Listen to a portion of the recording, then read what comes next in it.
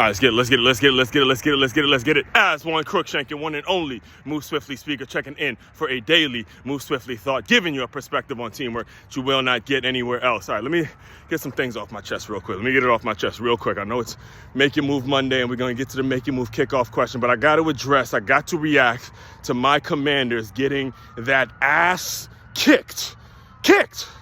All right, and here's the thing about it, learn very early on as a coach, defensive coaches, defensive coordinator, offensive coordinator, coaches in general, learn very early on in my football playing life that when you get coaches talking shit, that is a bad sign. You got to keep your coaches in check. And I say that only because, listen, I don't listen to much First Take, especially when they're talking football, especially this time of year. My mental health, I can't take it listening to First Take. But I saw some thumbnail, some headline where our defensive coordinator, Washington Commanders defensive coordinator, was talking a little mess, or, doing a little chirping. You're doing a little chirping, and you get 55 hung on your ass. 55 hung on your ass.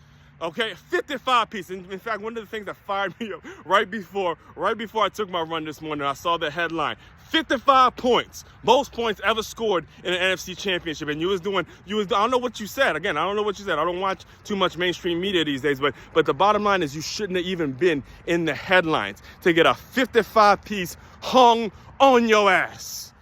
No. This is pro football, man. This is the National Football League. There's no moral victories. We don't do moral victories in the National Football League. It's too much of a business. It's too much change and turnover that goes on every single year. There's no guarantee. All the talk, we'll be back, and the more of it. No, fuck that. You got to take advantage of the opportunity now. Damn it. It's off my chest.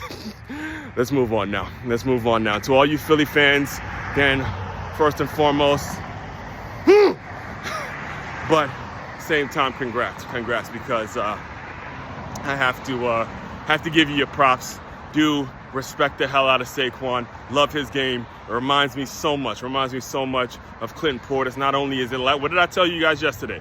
That the winner of the game is going to be the team that tackles and blocks the best. And we did neither. And we gave them the damn ball. We gave them too many opportunities, too many damn turnovers and all that kind of stuff. So, again, much respect, Philly. You got the win.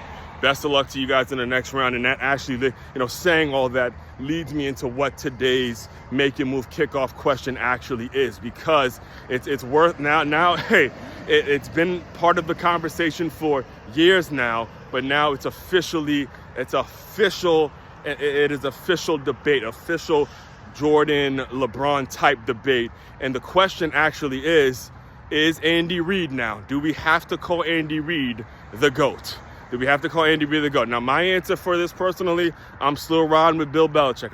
There's a little bit of me that still holds on to Bill Belichick, because as you can see, I'm more on the defensive side. I'm more of I respect Bill Belichick because he built the defensive side of he came from the defensive side of the football field, and his backstory was that of a scout and all that kind of stuff. But it's not by much. I'm telling you right now, it's not by much.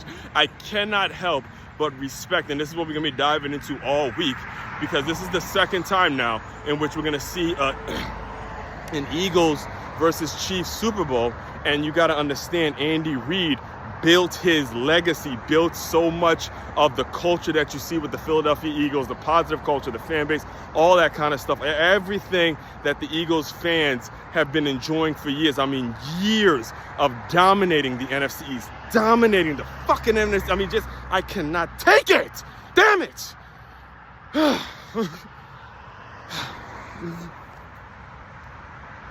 Years of dominating the NFC East. And as a person that has had to watch this for decades now, I have got to give Andy Reid his props. And I gotta sort of lean towards, I gotta have the conversation in my mind. So as we move on, again, the question is, and let me get off because I gotta jump on the live stream. We're gonna dive deeper into all this. There's a lot of translatable lessons that can go into the business world. But when it comes to who are the best coaches, the GOAT, all right, the GOAT of coaching in this world, the question is it time to start calling Andy Reid the GOAT? And again, I'm still giving Bill Belichick the nod by a small hair because of the defensive side of the ball. And when you look at the way the Chiefs have won a lot of their major games, they've been able to come up with huge, monumental stops on the defensive side. Yesterday in particular, there was a great blitz that Steve Spagnuolo dialed up and allowed the Chiefs to go ahead